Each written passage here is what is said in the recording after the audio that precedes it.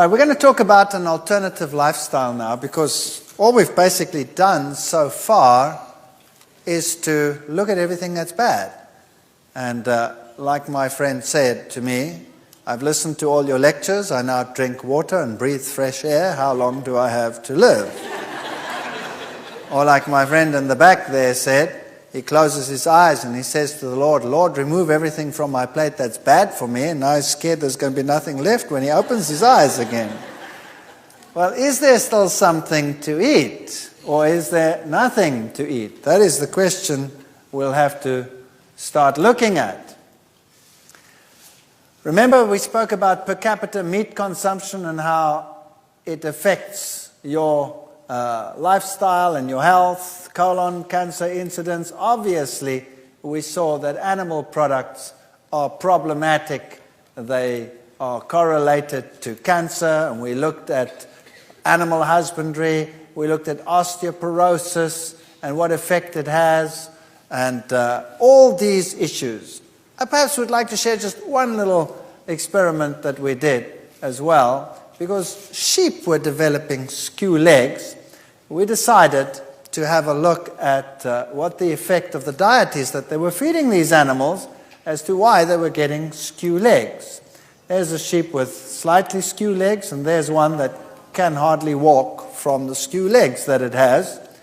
And when we analyzed their bones, those that had received animal protein had a low calcium to phosphorus ratio in the bone.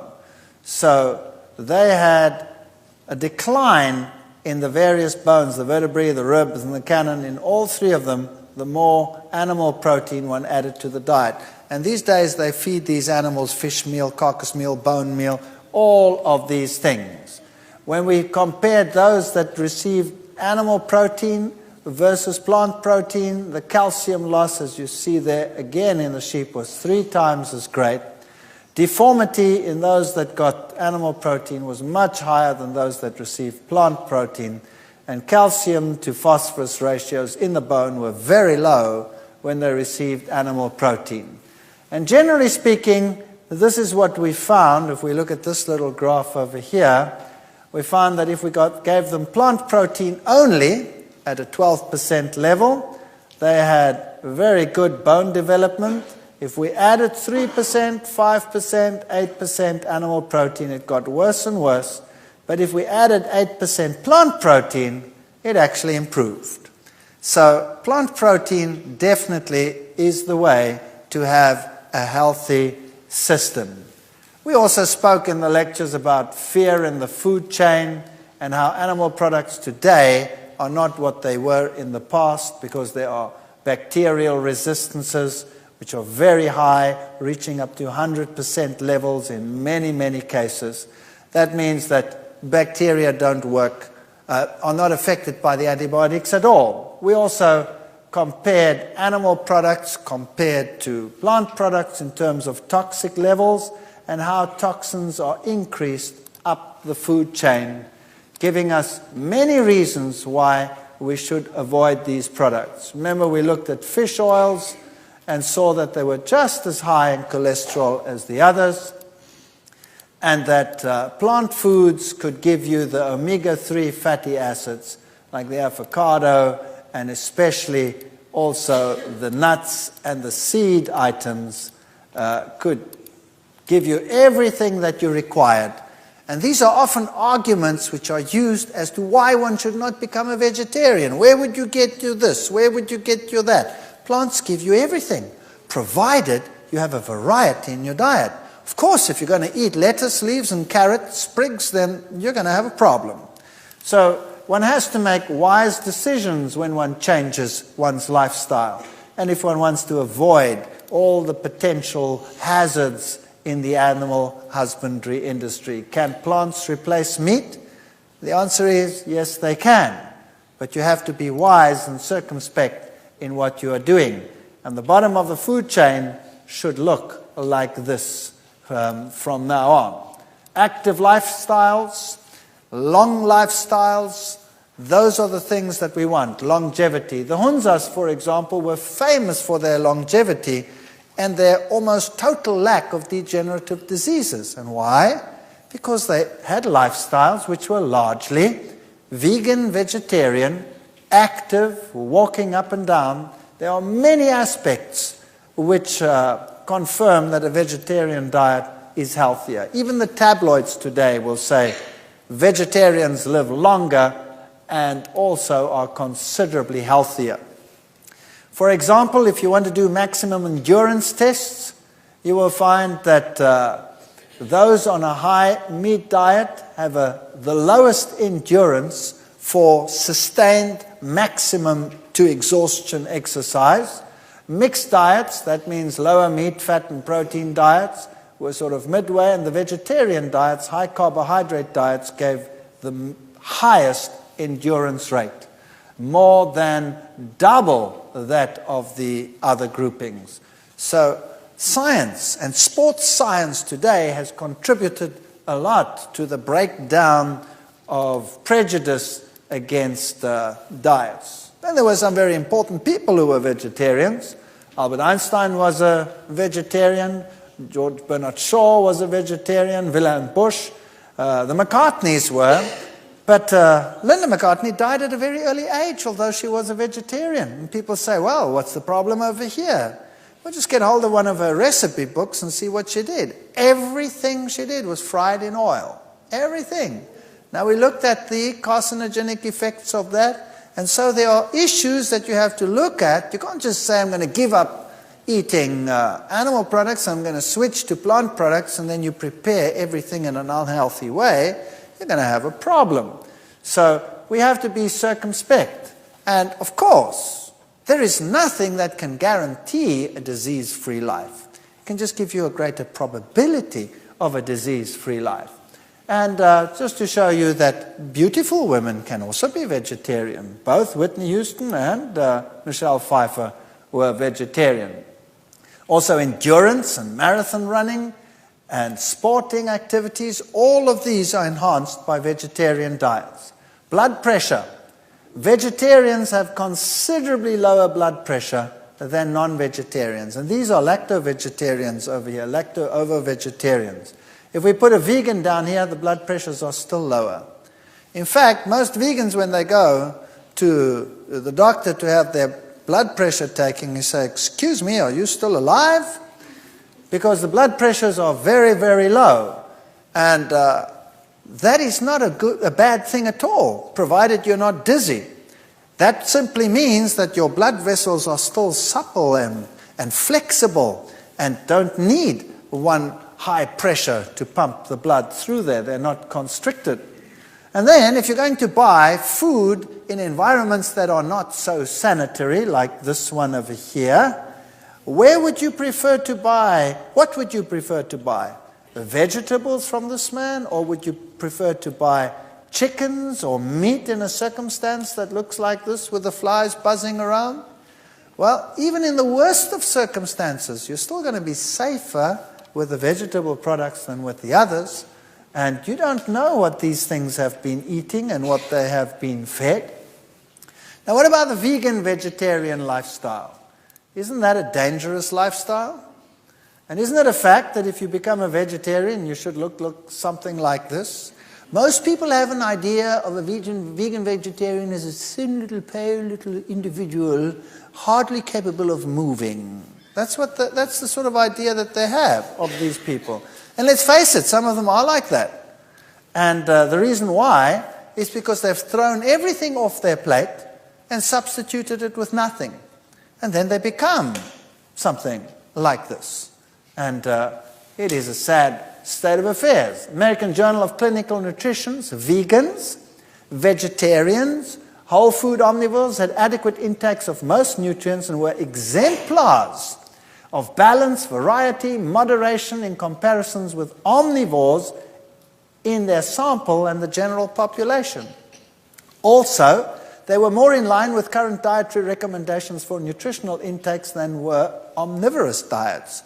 So when they actually compared the diets according to the recommended daily food intakes, the vegetarians weren't doing so badly at all. In fact, they were doing better than the omnivores.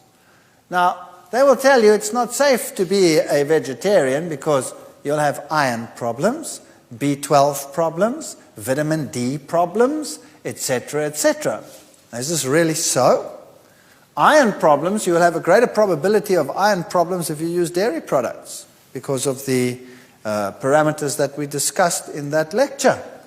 B12 is the one issue we will have to discuss. Vitamin D will be a problem only in areas where there is constant cloud cover.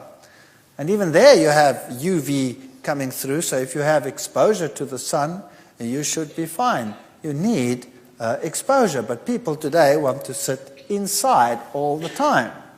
Here are stomach bacteria with decreasing gastric pH. Notice that the lower the pH, the fewer bacteria. The higher the pH, the more bacteria. The same in the intestine. The lower the pH, and so from the front to the back, where the acid starts coming in, you have an increase in the number of bacteria. Now, B12 is not produced by any animal in the world. It's produced by bacteria. And there are certain bacteria which in our intestines are quite capable of producing B12. Unfortunately, with the lifestyles that people have, these bacteria only occur here where there's an increase, and they occur in the last part of the intestine. And so they're too far back for us to benefit from them. So we produce the B12, but we do not absorb it. If, however, we were vegans and we took care not to mix fruits and vegetables, firstly we would have an alkaline saliva, and we would have bacteria in the mouth which would produce B12. And they don't produce bad odors. Bad odors come from poor fermentation in the stomach. So you would have B12 production in the mouth, plus the pH in the stomach would seldom, if ever, go below 4.5, so you're sitting with far less acidity. That means you're starting off here at a much higher level, and then you should be able to have B12 production. Now, there are other factors which affect B12. That's intrinsic factor. If you don't have that, whether you're a vegetarian or not, you're going to have a trouble with that. High acidity, which is more problematic for meat eaters than for vegetarians, would be a problem. And in fact, most of the world's population is largely vegetarian. Whole parts of India, large parts of Asia, Central Asia, for example, Central African populations, large parts of these, they don't have B12 problems. Western lifestyles, we sometimes do have B12 problems. So personally, I think that they are making a mountain out of a molehill, but I would suggest that if you are worried about these issues, if you have a high-stress lifestyle, which affects absorption in an acid environment of B12, well then take a supplement, or take a fortified milk that has B12 supplementation. But generally speaking, we do have the bacteria that produce the B12. So my suggestion, as I said again, is supplement if you have a high-stress lifestyle and all of these, or otherwise test yourself regularly.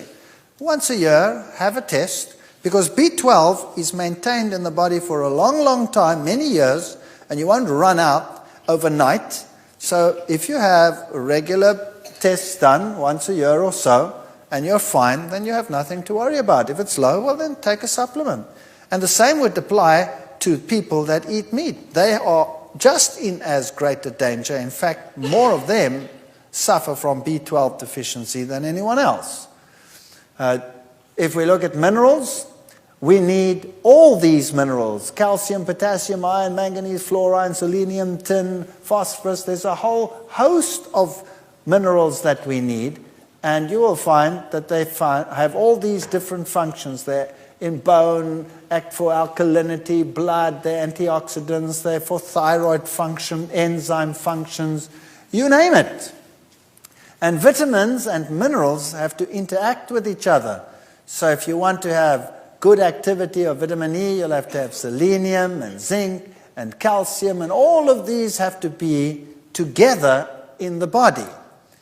And vitamins also interact with each other, so you don't want to take selective vitamins. You want to have everything in a balanced format. And the minerals interact with each other, and no one mineral is an island and independent of each other. And here's a major problem in the world today. You see, plant foods can produce vitamins, sometimes if they're not mineral dependent, just by photosynthesis. But where do plants actually get their minerals from? They get them from the soil. Now, what if the soil in an area is depleted? What do you do then? Well, then you have mineral-poor plants. And if a plant is mineral-poor, then it has the problem that it doesn't fight infections so well. It's very prone to pests coming and taking advantage of the situation. And so the problem is that they start spraying these plants more and more and more. And most farmers only substitute their ground with about 5 or 6 minerals. They don't take care of all the minerals. We need all the minerals. So the very best thing that mankind could do is to reintroduce organic farming, where they make sure that their soil has every single mineral required for growth. That means you start using rock phosphates and calcitic limes and things like that, which have every mineral under the sun as your basis, and start producing plants like that. Now, that's a little bit more expensive than the other fertilizers, but the rewards would be tremendous. That's one issue. If you're living in an environment and these plants are too expensive, and you don't even know whether they're doing it right or not, then I suggest you get foods from a variety of places. And then there's one other thing I would like to talk about while we're busy with minerals, and that is salts. The scientific world tells you that you should not use salt at all in your cooking because it produces high blood pressure and it's bad for you and what have you. And people develop all kinds of diseases. And if you're really, really run down and really, really sick and you have money to burn, then the Europeans in particular, they like going to these cure places where you have the hot springs with the mineral-rich waters and the salt waters, and they go and lie in the salts and they drink this water that comes out of and they feel like $1,000,000 and their blood pressure comes down and everything is right. So they're using a salt cure to solve their problem. Then they go back to their normal society and their normal lifestyle, and very shortly they have the same stress and the same blood pressure problems and the this and the that and the other. Now, I have a problem here. How come the salt can actually cure some of these things and the salt cause the things at the same time? Does it make sense? It doesn't really make much sense if you think about it in those terms. Now, what is the main salt that is used in the world today? It's sodium chloride. Now, salt should have 84 minerals. Rocks out there, sea the salt in the sea contains 84 minerals. And the fish and the animals in the sea, without pollutants now, are perfectly happy and have lived there for thousands of years, quite happily, reproducing and not being diseased, although there's a lot of salt in that water. But it is 84 mineral salt. Now, unfortunately today, when they harvest the salt, what they do, industry has so many requirements for various catalysts and various elements that they refine the salt and they take all those elements out. And eventually they leave you with 2 elements, sodium and chloride. If they could refine them, they would do that as well and sell you only the sodium and only the chloride. But unfortunately, the sodium would explode and the chloride would kill you. So they at least sell you the sodium chloride, 2 elements out of the 84. And then occasionally they have a twinge of conscience and they add 1 more, which is that, iodine. And they tell you, best to buy iodized salts. And now you start cooking with 2 elements. Just do a simple test. Take sea salt, which has 84 elements, and put it on your tongue. And just rub it around there. and see how long you last. You'll last for a long time. And eventually it actually tastes quite pleasant. And then you take normal table salt, sodium chloride, and you put that on your tongue and you see how long you last. And you'll see it'll burn your tongue like crazy and you won't be able to handle it. And it'll have this sharp taste. So my suggestion is, when you start using a little bit of salt, because without salt everything tastes kind of bland, doesn't it? Use sea salt. Why not use sea salt? Or better still, if you can, rock salt. In some areas you get rock salt cheaply, but sea salt would be just fine. They use sea salt in any case. A good suggestion would be to use a little bit of sea salt. You know what? It'll taste better as well. Once you get used to it, it tastes a lot better. And of course, don't use excessive amounts of salt, but generally just use a little and it'll be so much tastier. Zinc, they'll tell you that's a problem for vegetarians. That's not true. If you look at beans, for example, they have relatively high levels of zinc in them.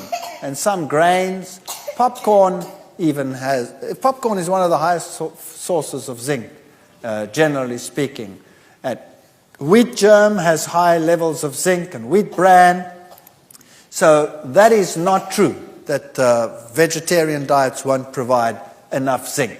So generally speaking, if you have foods that are yellow, then you will have your vitamin A's, and if you have your grains and your nuts and your legumes in there, you should be getting everything that you require. Increase in dietary needs during pregnancy. You need a lot of folic acid, folacin you need a little bit more protein, and all of these. Can a vegetarian diet supply these? Of course. Seeds, avocados, nuts will supply all the folic acid that you require. Now, just a couple of general guidelines. Number one, you have to eat an abundance of fruits, grains, nuts, seeds, legumes, and vegetables.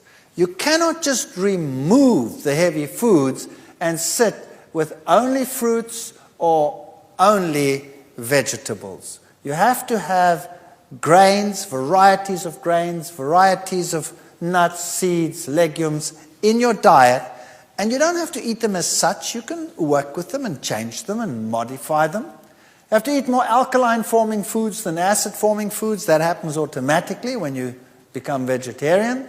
And avoid acid formation by choosing correct food combinations. 3 simple criteria, two of which you have to watch, one which comes automatically.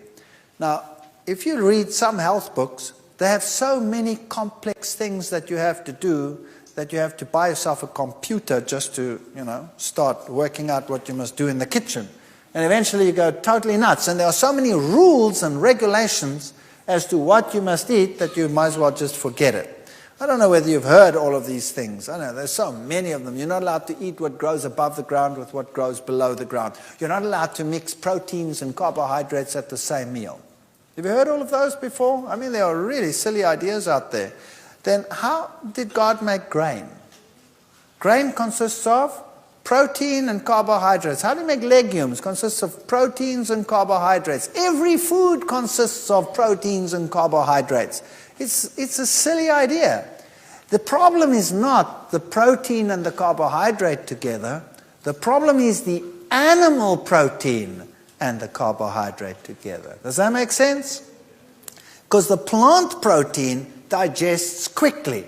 So if you don't have animal proteins in your diet, then all of the problems associated with the so-called mixing of protein and carbohydrate disappear. So you want a diet rich in carbohydrates, and not like many recommend, low carbohydrate. You want to burn your body with a clean burning fuel. You want to have enough fats in your diet so that you do not become lean and emaciated on the one hand. And of course you need the fatty acids, the essential fatty acids, which you can only get in fats. So you get those if you have your seeds and your nuts and your legumes in your diet. And your proteins, you satisfy your general needs, kids a little bit more than the adults, and you want to have more alkaline-forming foods than acid-forming foods. How do you do that?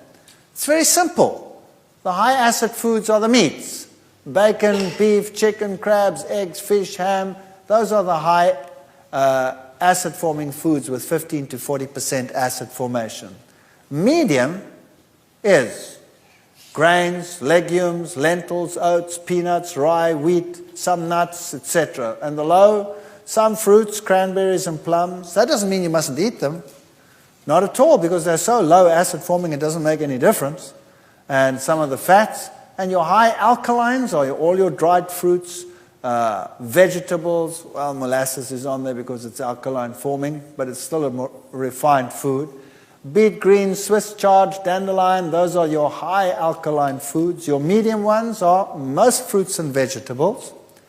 And some legumes are actually alkaline forming. Particularly if you're now old and you have a little bit of arthritis problems and things like that already, then it's good to introduce things like lima beans, navy beans, peas, generally, chickpeas, all of those, nuts.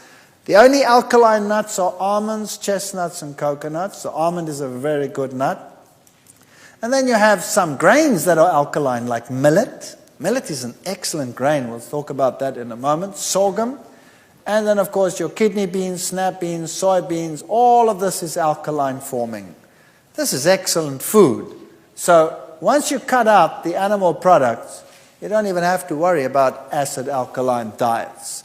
And by the way, it's the minerals that are acid producing more than anything else. So your alkaline minerals abound in fruits and vegetables.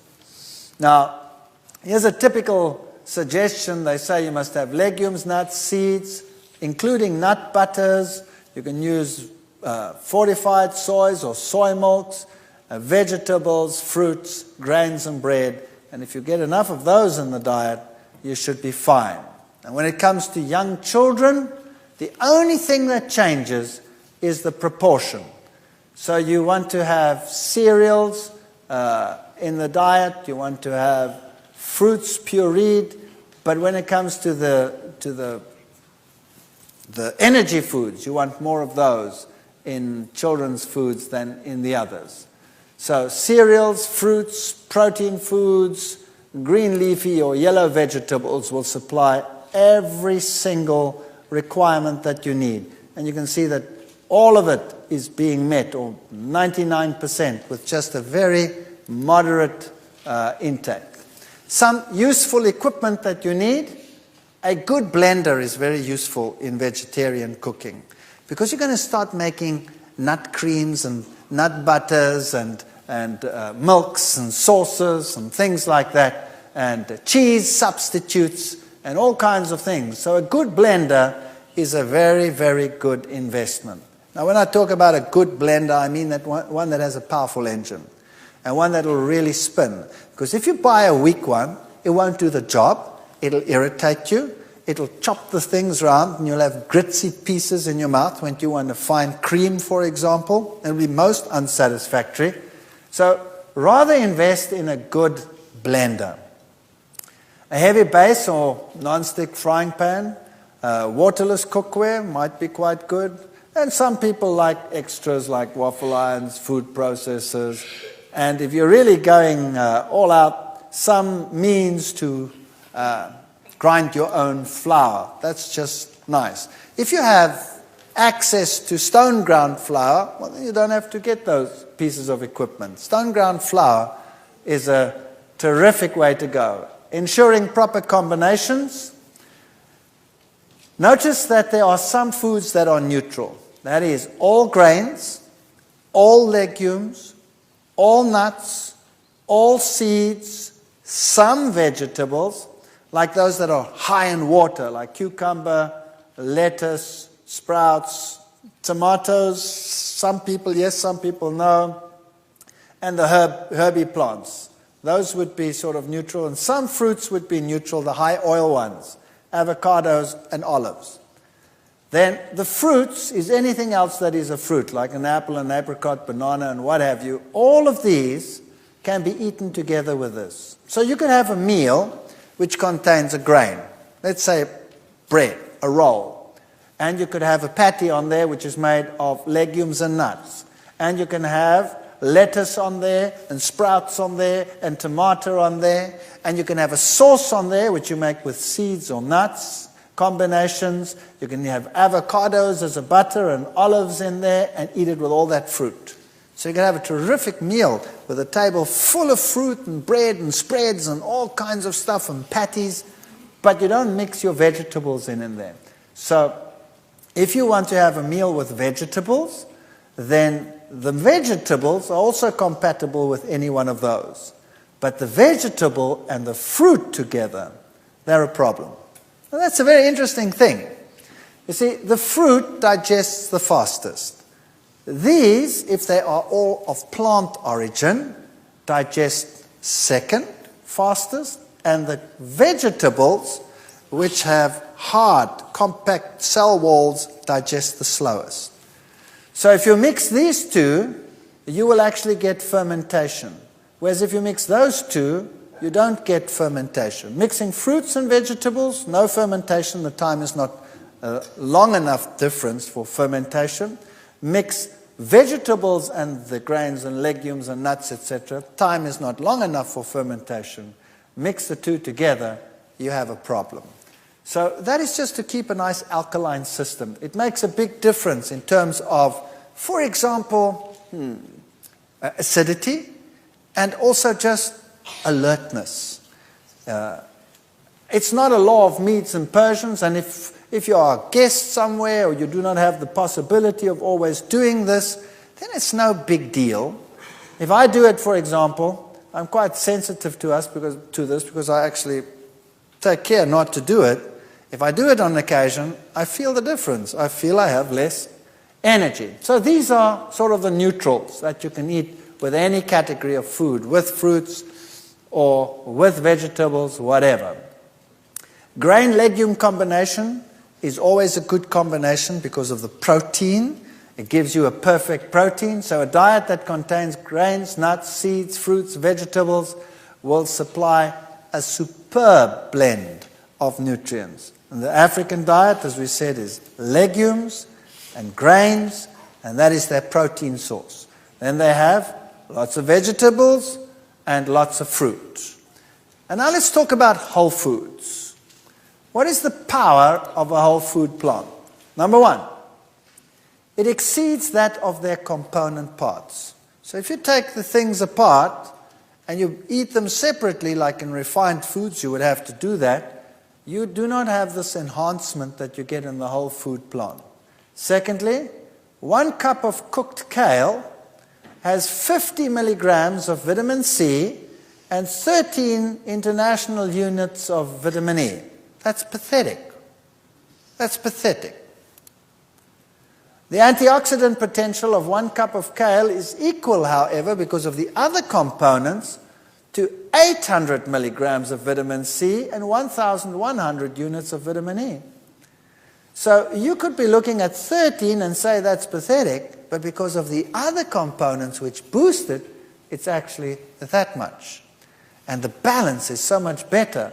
So it's far better to eat a whole food than to eat anything separate. Refined foods, avoid them. Now, everybody occasionally gets sick of healthful eating. I do. You eat healthy food every day. I'm sick of all this healthy food. I feel like something wicked today. Well, then you go out and you eat something wicked within certain parameters, if you know what I mean. You don't go and slaughter an ox now. But a refined food occasionally, who cares? Or something really sweet and disgusting, who cares? As long as that's not your lifestyle. Don't become fanatical about food because you'll not only make yourself but everyone around you miserable. And try never to see what other people eat. It's not your business. What you eat is your business. And what they eat is their business. Set a nice example and people will like to follow it. Don't refine it if you can. Use it. Now what does that mean? How do you think whole foods? What do you do? What do you do if you find a pile of nuts and seeds and stuff like that? You go clonk, clonk, clonk, clonk, put it on your plate and say, there. You want to be a whole food fanatic? Go and eat it. No. You must learn what to do with them. You must change these things. These are whole foods. Those are whole foods. And variety, variety, variety is the spice of life. By the way, eating breakfast saves lives. Possible reducing the risk of a heart attack. If you have a problem during the day and clot potential, those people who are breakfast skippers have a 2.5 greater probability, in other words, 2.5 times the risk category to a person that eats normally and has breakfast. So 2 to 3 hours after awakening, if you had breakfast, you are better off than if you do not have it. The advantages of eating breakfast is more efficient problem solving, improved memory, improved verbal fluency, attention span, better attitudes, better scholastic performance, and that's a good reason why you should have breakfast. These are all the nice whole foods you can find in some stores. Now let's think about what we can do with specific foods. And I think perhaps we should do this in the next session.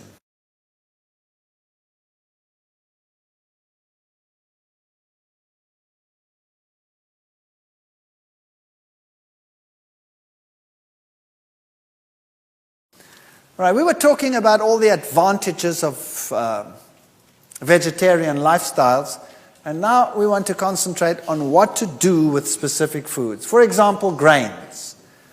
You are now thrown out a lot of things. You've thrown out dairy, you've thrown out meat, you've thrown out all of those things. Now, what to replace them with? Now you have to start thinking grains.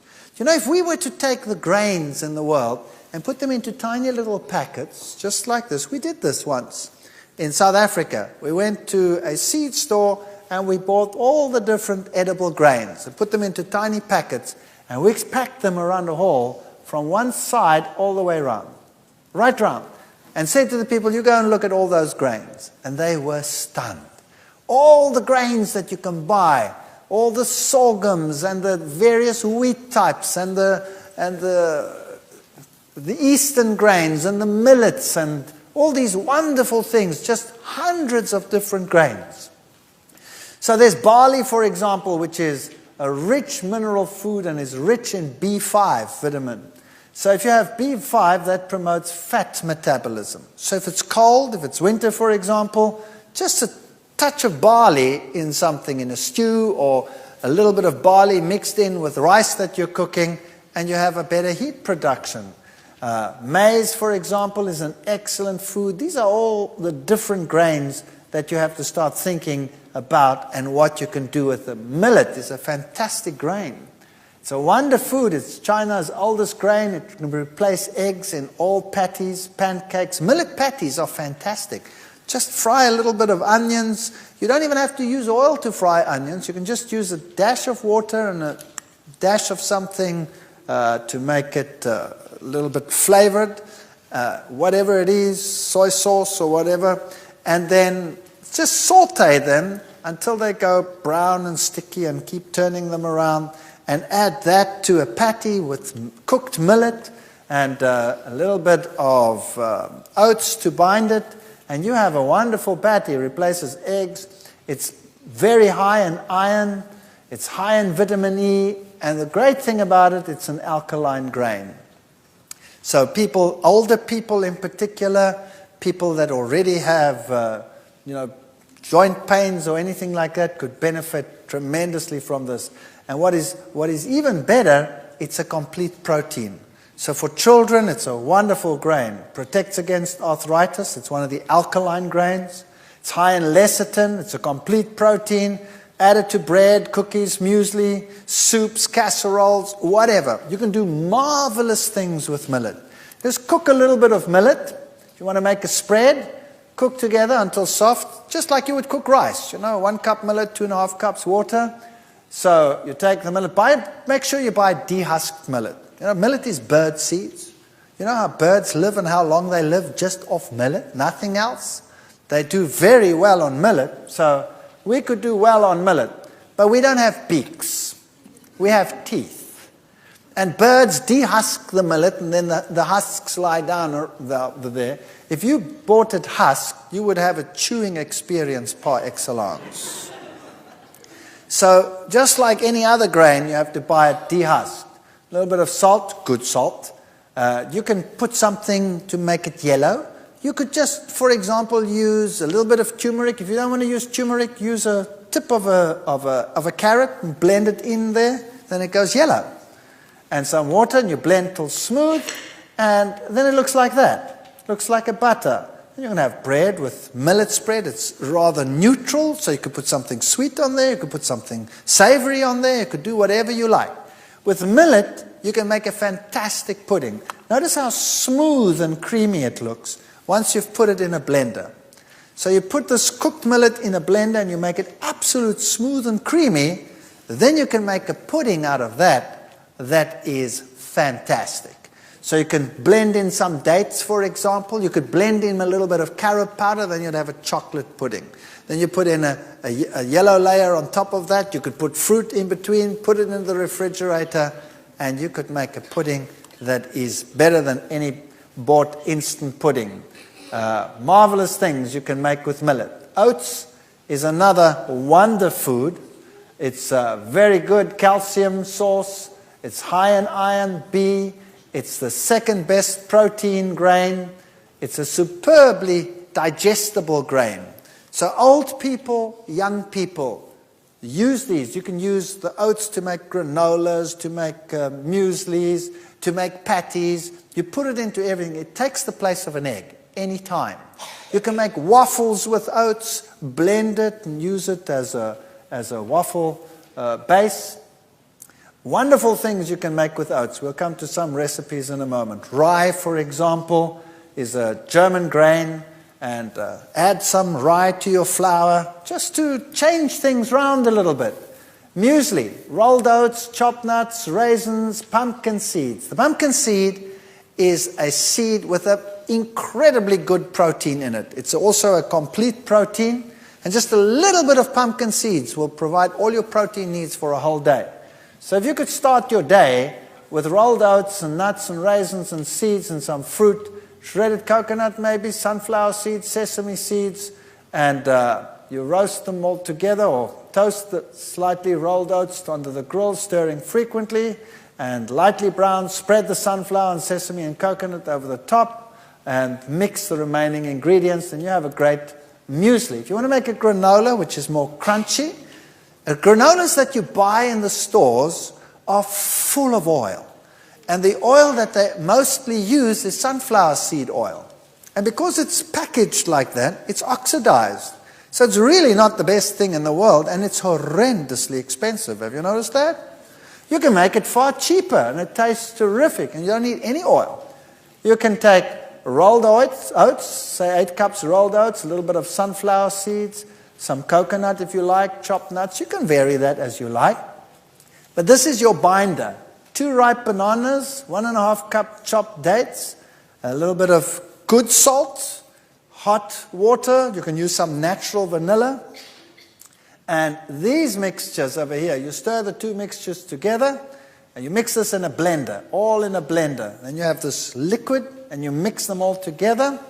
And you put them in a cookie sheet and bake them at 250 Fahrenheit. That's a low heat. That's a low heat for about 1 hour, stirring every half hour.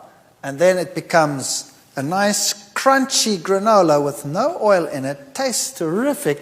Serve that with soy milk, and you've got it made. And it's a lot cheaper if you buy these in a store where they sell seeds cheaply. Rice, try getting used to unrefined rice. It just makes such a difference. Now, some people don't like brown rice. They say it's too chewy. The way to get around that is to soak the brown rice overnight like you would soak legumes. And then when you cook it, it gets light and fluffy. That solves the problem. And you don't lose 80% of the B1, 40% of the B2, and 60% of the B3 vitamins, as you do with white rice. And start using the rice differently as well. Don't throw the leftovers away. Use them in patties and become innovative. You don't throw anything away. You remodel everything. That's what you do. And you make great things. Wheat. Notice that I've written there, bread, bread, bread. Do you know, people today are suffering from wheat allergies and gluten allergies and this allergy and that allergy. Have you noticed that? Most of these allergies are secondary dairy allergies. Bottom line, if you throw out the dairy, which is making everything else with it incompatible, we always throw out the good and we keep the bad. It's horrendous what we do. Throw out the bad and keep the good. People say to me, for example, oh, I can't eat apples. They make me sick. I said, you eat an apple after you've had a meal with meat and, then you eat an apple and the apple makes you sick? And he says, yes, that's exactly what I do. I said, well, why don't you try throwing out the meat and eating the apple? Oh, no. That's a horrendous thought. So I'd rather have the meat and not eat the apple. Why is the apple fermenting and making you sick when you're eating the meat? Because it's staying in your stomach for 6 hours. Obviously it's going to ferment, so throw the apple out. Sorry, throw the meat out. That would be a better solution. So bread, bread, bread. Use the wheat. It's a high energy food. It's an excellent primary nutrient combination. It's mineral rich. It's rich in B and E vitamins. And try not using refined. Try getting whole grains. And if you buy whole wheat grain at your store, remember what you are getting. They have bolted the wheat. They have huge piles of bran. They're selling most of their flour as white flour. And then they have the germ. So normally what they do when they sell you whole wheat flour is they're going to take the white and they're going to mix as much of that bran back in there as they can. And you're buying a pack of 50 or 60% bran, 40% white flour. That's not what it's like in a grain. You bake a bread that's as heavy as a rock, number one. Nobody wants to eat it because there's not enough white flour mixed in with the bran as it would be with stone ground flour. All kinds of problems with that. Try and get stone ground flour, and if you cannot, if it's impossible, then do your own. Even if you have to soak grain and liquidize it and use that as a dough, that would still be better. But when you make your own bread, you can play around. You can add rye. You can add a little bit of millet. You can have all kinds of things. The easiest bread to break is the simplest bread. So here's a simple bread for you. 1 kilogram stone ground flour, that's about 2.2 pounds or something like that. Stone ground whole wheat flour, approximately 10 cups. 1 packet of instant active yeast. It doesn't matter which yeast you're going to use. You're going to destroy the yeast in the heat in any case. And a little bit of good salt. 1.5 tablespoons of good salt, not sodium chloride. Then you blend together 900 milliliters of water, and then you can add anything sweet. It doesn't matter what it is. You could add white sugar. It wouldn't make any difference. You know why? Because the yeast is going to utilize it all. It's going to just use it up if you don't put too much in it. But it's also good to use, let's say, fruit. You could use a little bit of raisins. Half a cup would be a little bit much. I would say a quarter cup raisins or a tablespoon raw brown sugar. Or you could use honey. You could use molasses. You could use something sweet like an apple. You could grind it up and or liquidize it, and that could be your sweetener. So 900 milliliters of warm water, that's about almost 2 pints, and then something sweet. Best would be liquidized currants, would be the very best, because they're very high in iron. And mix that in there, and then knead your bread. Knead your bread, and knead your bread, and let it rise, and punch it down, and knead your bread, and then you mix and develop the gluten, so that it's like chewing gum, like chewing gum. If you then put it in the oven, all the air that is produced by the yeast gets trapped and the bread rises nicely, and you bake it in the oven at a relatively high heat to begin with to stabilize the bread. Then you'll have a light, sweet bread. If you do not mix it properly, what's going to happen is the gas is going to produce, the bread will go up. There's not enough chewing gum to trap it, to blow a bubble. So what happens? The bubbles pop and the bread goes, and you bake a perfect brick. And you need a chainsaw to cut your slices, or you could kill your husband with it if you're angry with him. So a simple bread has very few ingredients. Now people actually say, now hang on a second, is that a healthy bread? I actually want everything healthy in my bread. And they put all the things that they can think of in the bread, and they bake this heavy bread, and they need a wheelbarrow to cart it around. And it's soggy and heavy.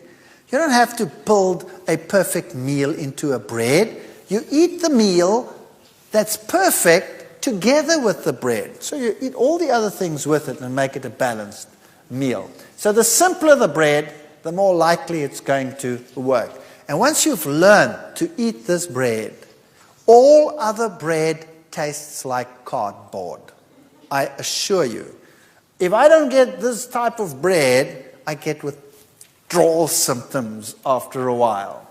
And that's what a bread should look like. It should be nice and light and fluffy. It shouldn't be heavy and soggy. Nothing wrong with a heavier bread. For example, rye breads will be heavier. But what's nicer than a good bread? Now, legumes. We have to start thinking legumes. Carrot beans, chickpeas, kidney beans, lentils, lima beans, mung beans, broad beans. Peanuts are a legume. Have you ever thought of buying raw peanuts and soaking them like a legume and then making patties out of them? They don't taste like peanuts at all. Only roasted peanuts taste like peanut butter. They taste like a legume, but they taste like a rich, almost lamby, beefy legume. When you make a patty out of them, they really are magnificent as a legume. The soya bean, etc. But now you have a problem. People say, I explode when I eat legumes. I cannot handle them. Now, let's understand something about legumes. You have to pre-soak legumes. Raw, dried legumes contain alkaloids, glycosides, saponins, and these are a problem. In fact, they are in the seed to prevent it from germinating. It's an enzyme suppressant. So if you take a legume and you soak it in water, and the legume soaks up all the water, how many of these products have you got rid of? None. They're all still in the legume. Now you take your legume, it's nice and soaked, and you prepare it and you cook it, and all those enzyme suppressants that prevent the legume from sprouting are still in there. Now you're getting those enzyme suppressants into your stomach, and you're not digesting it too well. Your enzymes are also suppressed. So eventually it goes all the way down, gets to the colon. The colon works with these products and then starts fermenting the legume in the colon, and that leads to an explosive experience. Right? So what you want with a legume is you want to get rid of these things. You want to get rid of them. How do you do that? You soak in huge quantities of water. And the water goes what color? Goes either reddish brown or one of those, right? That's all the tannins and the saponins and the glycosides and the stuff that's coming out. Now, what do you do with that water? What do you do with it? You throw it away. And not like some well-meaning individual who thinks, well, this looks so good, I'm going to cook the pea soup with that one. Well, I'll tell you, you don't need nuclear weapons then. Just send that pea soup. It's the most explosive thing under the sun. So what I would suggest is that you buy your legumes, soak them in lots of water, pour the water off regularly. If you're sensitive to legumes, do that if it need be for 2 days, 3 days regularly. If you don't change the water regularly, they'll go bad. Just keep on pouring off the water. And then what do? Going to wait 3 days or 2 days for a meal? Of course not. You put them into freezer bags and you pop them in the freezer and they're fine. People will say, oh, don't I lose the energy value and the food value? No, you don't. You can take those very seeds and go and plant them and they will grow. What happens in nature, in Europe, in the winter, what happens to those seeds? They freeze in the ground, and then when the water comes and it rains, then all the stuff leaches out. When the stuff is out, then it can sprout and it will grow. All the nutrients that you need are in there. So soaking is essential for a legume. There are lots and lots of different legumes, and you can have such fun with legumes. You can make the greatest stews, the greatest soups, the greatest patties. You can make roasts. You can go to town on a legume. But you don't have to have huge quantities of legumes in your meals. That's another problem. We eat too much of it. It must just be a portion of the meal, and the rest must be the vegetables or the fruits or whatever else you want to go with it. The soybean is such a magnificent bean. It is rich in linoleic acid. It is good calcium source, iron source, everything that you need. And if you look at the composition of selected soybeans, I'll just put this here for clarity's sake. Beef, for example, look down that list over there and compare with raw or cooked soybeans, you will see that the soybean compares excellently with anything else. And tofu is a wonderful food. You can make great things with tofu. You can make mayonnaises. A little bit of soft tofu, water, onion salt, garlic salt, or whatever you like. Lemon juice, honey, or a little bit of raw sugar to taste. Blend them together, you have a mayonnaise. Now imagine what a mayonnaise normally is made of. What's a mayonnaise made of? Egg yolk upon egg yolk upon egg yolk, together with lots of sunflower seed oil, together with lots of vinegar. It's the worst combination under the sun. It's the worst for your cardiovascular system. You cannot imagine worse. Imagine a mayonnaise that you make with blended cashew nuts.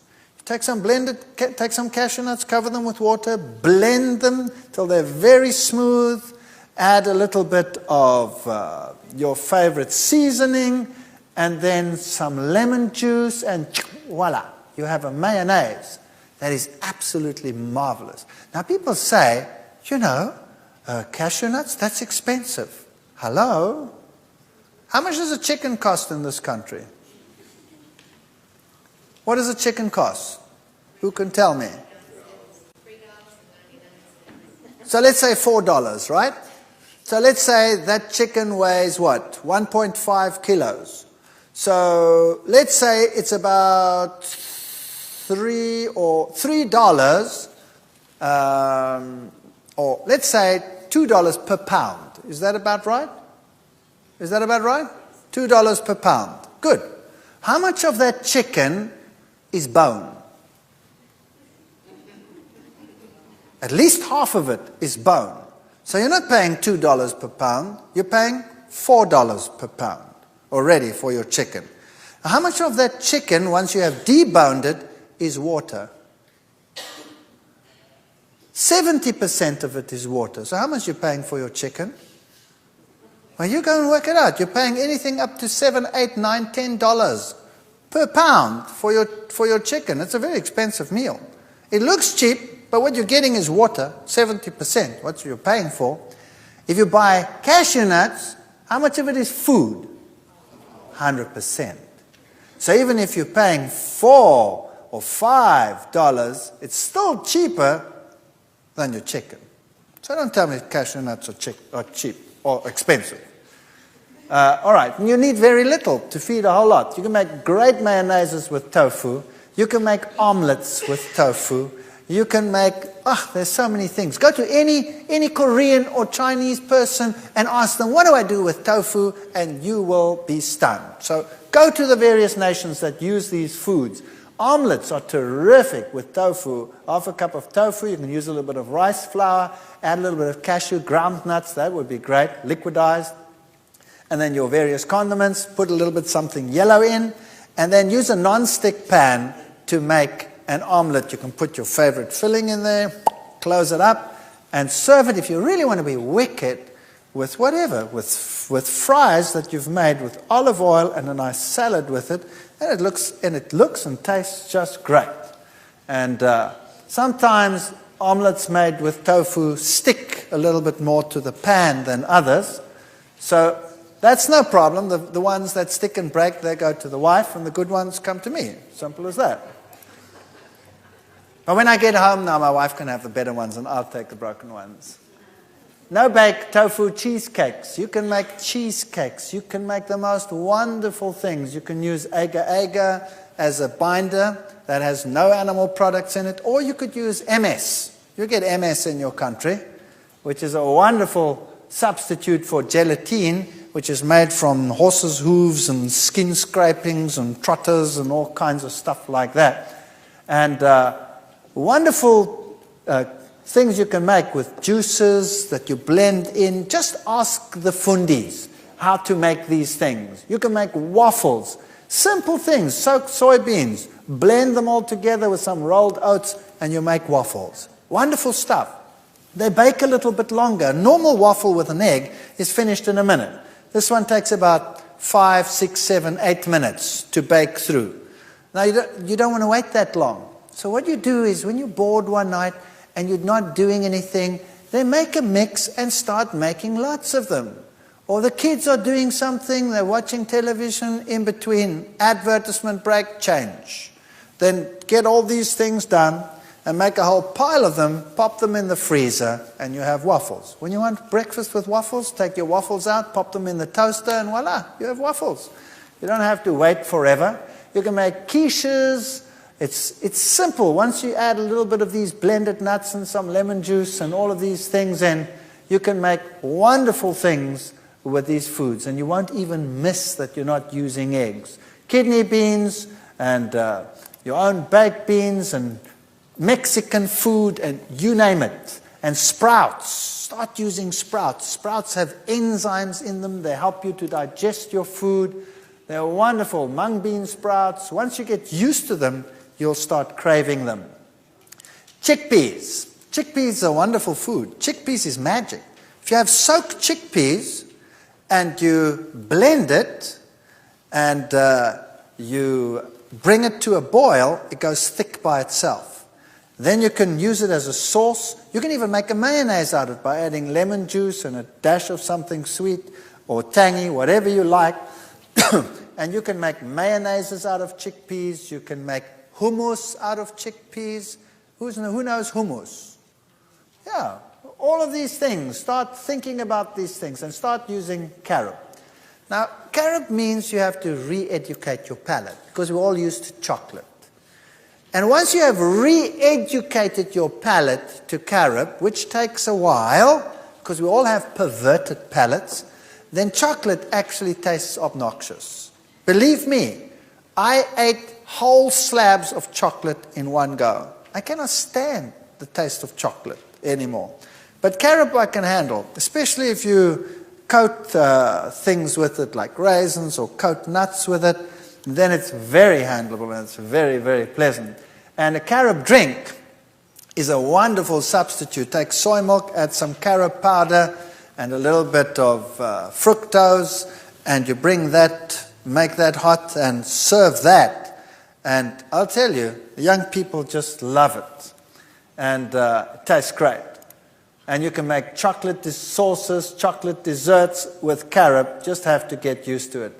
Lentils, you can make slices. You can make all kinds of interesting things. Mock liverwurst with it. Some cooked lentils. A little bit of cold oats porridge. Chopped onions. Margarine is what gives it the flavor. If you like, a large clove of garlic, some salt, and blend this together and keep the onions just a little bit chewy, in other words, not pureed, and then you have this crunchy liverwurst taste that you can put on bread. You can make savory spreads, and it's the herbs that do it, the basils and the oregano and the tomato pastes, which add the different flavors. And your nuts and your seeds are your sauces and your creams and your energy booster. So, for example, if you're as thin as a rake and you want to put on some weight, then you start using more of these foods. If you are overweight and you want to lose, you use less of these foods. It's as simple as that. You don't have to give up anything, you just use less. And you're only using it as a flavorant. So you can make nut milks, nut sauces, nut creams, nut mayonnaises, and you could use seeds as well. You could make the same thing with sunflower seeds. You could make sunflower mayonnaises, sunflower creams, sunflower sauces, same things. You can do it with sesames. You can make your own tahinis, your own creams with sesame, sunflower, with pumpkin, any one of those. So start looking at nuts differently. Coconut. Coconut contains saturated fat. So if you have a problem with weight, a little bit more coconut in the diet, coconut cream, coconut milk, that will make you put on weight. And it is not true that you're going to suffer cardiovascular disease. Because it comes packed with plant protein, it doesn't have that effect. Saturated is not necessarily as bad as animal saturated foods. Otherwise all the South Sea Island people would have cardiovascular disease in the past, and they didn't have it. So my wife, for example, she tends to be on the leaner side. So she just adds some coconut cream, and she makes puddings with coconut cream. And me, I tend to battle with this little fellow over here. So I tell her, less of that for me, thank you. And I don't have that stuff, and she has that stuff. This is how you modulate your weight. It's a very good way of doing it. Nut mayonnaises. Cashews, a half a cup of cashews. You could use sunflower seeds, but the cashew one just tastes pizzazzier. Water, so you could use some fresh garlic if you wanted. You could leave it out. Onion powder, some good salt, lemon juice. And if you want to have a slightly sweet sour, you could use a little bit of honey or something like that. And it's so simple. You just blend it together until smooth, and then you add the lemon juice, and it goes thick by itself. And then you have a mayonnaise. If you take that same sauce and you put it in a saucepan and you bring it to a boil, it makes the creamiest stroganoff sauce that you can imagine. If you have a patty and you put that on top as a butter, it is absolute wickedly good. Pimento cream sauce, you make the same sort of thing with the cashews or the sunflowers, and instead of putting cheese on your pizza, when you make one, you pour this over your pizza and you pop it in the oven and you bake it with that, and it's delicious.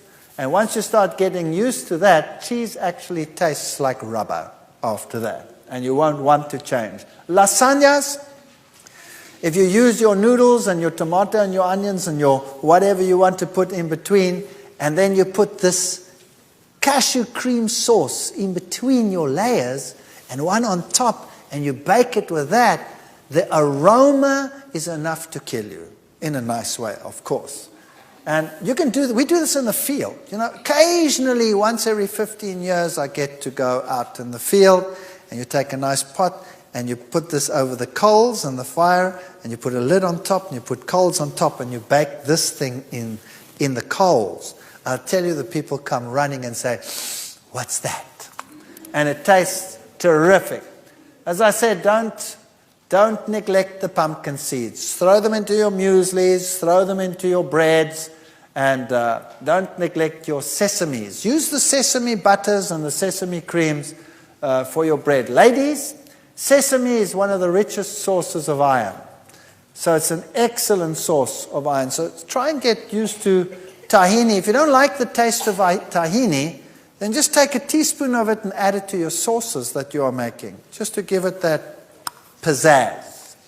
And you can make butters and milks and what have yous. Fruits and vegetables. Remember, variety is the spice of life. And there are lots of fruits on the market. And most of the world today thinks fruit means bananas and apples. Isn't that right? That's what people buy, bananas and apples. Now, there's nothing wrong with bananas and apples. Bananas and apples are good. By the way, now that I think of apples, people tell me, what about apple cider vinegar? Apple cider vinegar has the good components, some of the phytochemicals of apples in it, which is good for you, but it still has acetic acid in it, which is bad for you. So why not take a little bit of apple juice and add some lemon juice, and then you have apple cider vinegar that is not with acetic acid, but is with citric acid, which is much, much better. So you can start playing around with your vinegar sauces. Rather use lemon and use apple combination to make your sauces like you want them. There are melons and olives and papayas and all of these things. So when you start thinking fruit, start thinking like this. Then you get peckish. Doesn't that look great? And even if you preserve them, they're still better than nothing. Preserved fruit is better than no fruit. And when you start thinking vegetables, again, think variety. Think cauliflower, broccoli, Brussels sprouts. Think dark green things. And you know what? If you don't like them, start changing them. If you don't like spinach, well, many people, if you get a cooked spinach leaf on your plate, that might not be so appetizing. How about sauteing some onions, chopping the spinach, and putting them together, and then adding a little bit of cashew nut cream and making a creamy, delicious spinach that really tastes like something and has some zuma in it. Get a little bit of pizzazz into your cooking. So everything doesn't have to be bland on your plate. It can be wonderful. And start becoming innovative. Start thinking what to do with the leeks and the garlics and the onions. And remember, these are your top 10 fruits in the world in terms of the antioxidant power that they have in them. Strawberries. You live in a strawberry country. And plums are very good. Oranges, red grapes, kiwi, grapefruit, white grapes, banana, apple, tomato. And gentlemen, remember, the tomato is an anti-prostate cancer fighting food. So start using tomatoes, lots of them, and get used to them. And the antioxidant vegetables, I wouldn't put corn on that list because that to me is a grain, but nevertheless, leave it there. Kale is very good. Spinach, Brussels sprouts, alpha, broccoli, beets, red bell peppers, onions. I would put cabbage in there as well as one of the best antioxidant foods. So the cabbage family in general, kale of course is part of the cabbage family, and wow, that's a power food in terms of iron and in terms of calcium. Wonderful food. So start using these things. Food sources that fight cancer. Brussels sprouts has sinigrin, broccoli has sulforaphane and other components as well. The red grapes has resveratrol, citrus has limonene. So if you have a variety of foods, you get a variety of anti-cancer agents. If you only have one food in your diet, you'll only have one anti-cancer agent. So why not fight on all fronts if you can? So remember, your high anti-cancer foods are garlic, cabbage, licorice, soybeans, ginger, carrots, celery, parsnips, and then your grains generally, and your tomatoes, your eggplants, your peppers. Put these foods into your diet and fight cancer. Now, I've written a book on this.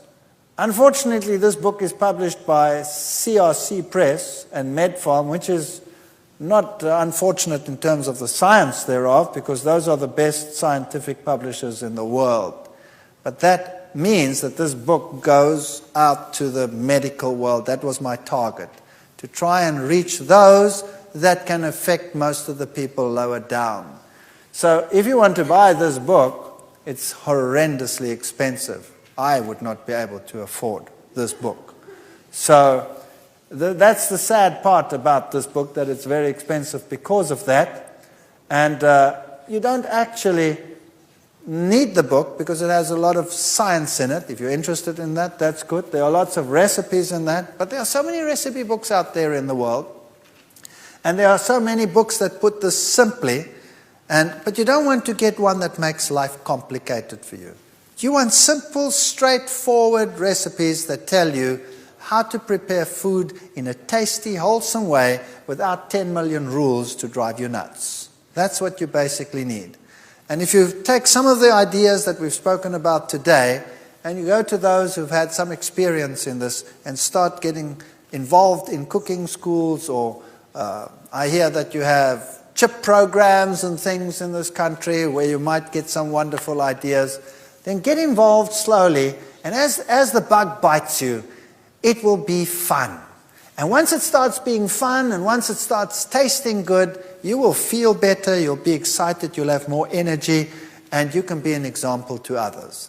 Don't make a religion out of your diet. There's nothing worse than putting diet before religion. God comes first, food comes second. Food is there to be enjoyed, but why not enjoy it and be healthy at the same time? Thank you. Are you thinking of transitioning to a plant-based vegan, vegetarian diet? But does the transition seem foreign and almost overwhelming? What about all your favorite foods that contain meat or dairy? Learning to cook quick and healthy cuisine just got easier with the new Wellspring Healthy Cooking DVD set. Now you can attend a cooking school while in the comfort of your own home.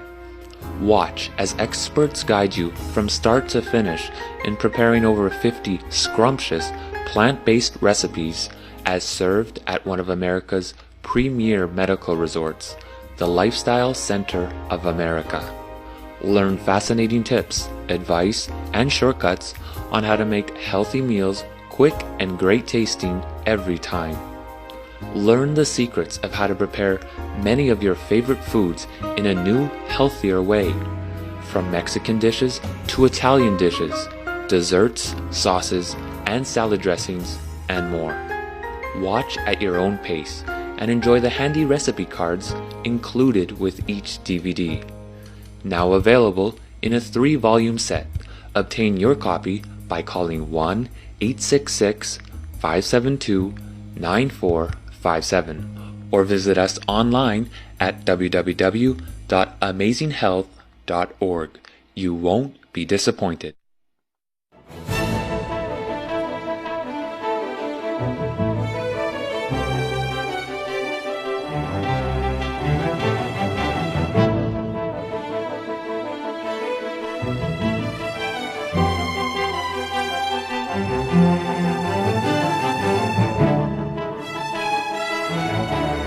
Thank you.